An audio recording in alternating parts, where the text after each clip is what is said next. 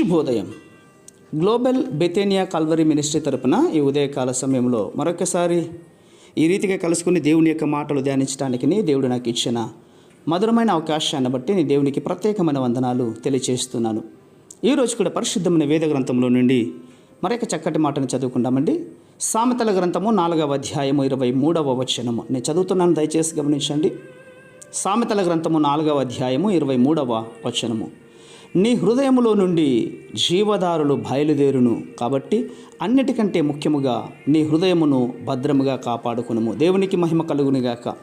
ప్రియమైనటువంటి వారలారా, ఈ వచనము యేసు ప్రభు ఎదుట దావీదు తన పాపాన్ని ఒప్పుకుంటూ రాసినటువంటి పాపము హృదయాన్ని అపవిత్రం చేస్తుంది. మంచిది కానీ అది ఎవరికీ కూడా కనిపించదు. దావీదు పాపం చేసిన తర్వాత కూడా అతనిలో ఎలాంటి మార్పు కనిపించలేదు. అయితే మీ హృదయం అపవిత్రమైనప్పుడు సమస్తం అపవిత్రమవుతుందని సొలొమోను గారు ఈ మాటను మనకు తెలియజేస్తుంటున్నారు. ఉదాహరణకు, మీ ఇంట్లోని కొలాయి తిప్పినప్పుడు అందులో నుంచి మురికి నీరు వచ్చిందనుకోండి, అప్పుడు మీరు వెంటనే హార్డ్వేర్ షాప్కి వెళ్ళి దానికంటే ఖరీదైనట్టు మరొక కొత్త కొలాయిని తీసుకొచ్చి బిగించి ఆ నీటిని మరల వదిలారు అనుకోండి, మళ్ళీ మురికి నీరే వచ్చింది. కారణం సమస్య కొలాయిలు లేదు, నీటిలో ఉందని తెలుసుకోవాలి. మనలో కూడా అంతే. అందుకే యేసుక్రీస్తు హృదయమందు నిండియుండు దానిని బట్టి నోరు మాట్లాడును కదా అని మాట్లాడుతున్నాడు. హృదయం అంటే మన జీవితానికి కేంద్రం. పాపము దానిని అపవిత్రపరుస్తోంది. అందుకే దావీదు తన చుట్టూ ఉన్నటువంటివన్నీ కూడా అపవిత్రంగా ఉన్నాయని చెప్తూ ఉంటున్నాడు.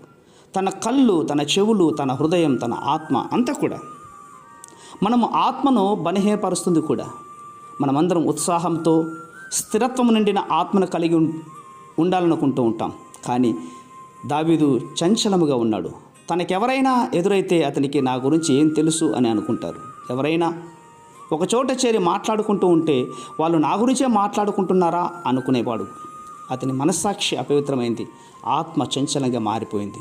అవును, దేవుడు ఒక నూతన హృదయాన్ని, స్థిరమైన ఆత్మను పుట్టించగలడా? ఎలా పుట్టించగలుగుతాడు?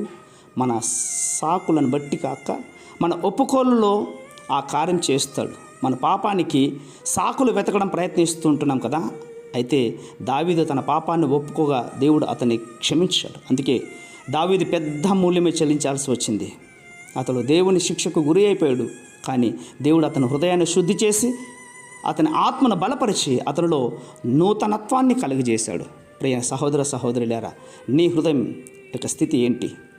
అదే పవిత్రంగా ఉందా లేక మురికిగా ఉందా? నీ హృదయంలో ఉన్నటువంటి ఒప్పుకోనటువంటి పాపం సమస్త శరీరాన్ని అపవిత్రం చేస్తుంది. పాపాన్ని ఎప్పుడు కప్పుకిచ్చుకోవడానికి ప్రయత్నం చేయొద్దు. వెంటనే దాన్ని ఒప్పుకో, వదిలిపెట్టు.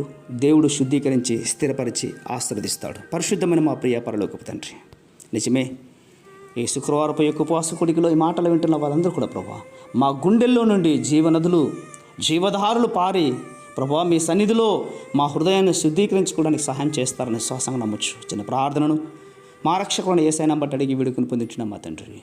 ఆమేన్, ఆమేన్, ఆమేన్.